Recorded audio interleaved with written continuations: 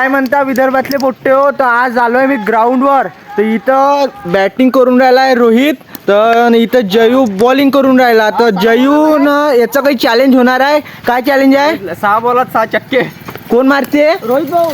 रोहित 6 बॉलात 6 छक्के मारते काय? यस.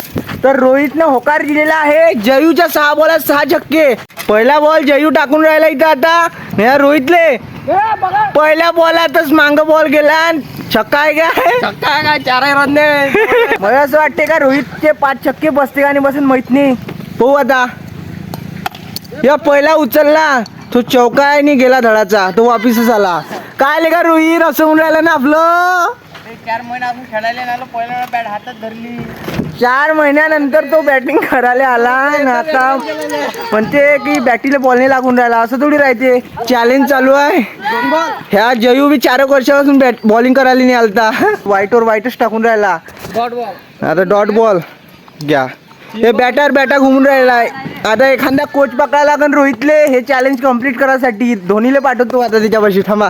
रोहितचं काही समजायला नेऊन राहिलं. एक साधा चौका बी त्यानं अजून नाही मारला. या बॉलमध्ये 3-4 जे बॉल त्यानं मारले बॅटीले. आता रोहित बॅटिंग करून राहिलाय चांगले असं वाटते मले.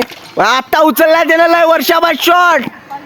हा गेलेला आहे छक्का. नाही याची किस्मत खराब निघाली. जयू चॅलेंज जिंकलेला आहे. जयू तू विनर आहे ह्या चॅलेंजचा विनर. मै बॅटिंग बाकी आहे. थांबून जय म्हणते मी बॅटिंग दाखव म्हणते. आता डबल चॅलेंज म्हणते बा. आता तो पार्ट तुम्हाला नेक्स्ट ब्लॉग मध्ये भेटणार आहे. तरी आपल्या चॅनलला फॉलो करून घ्या.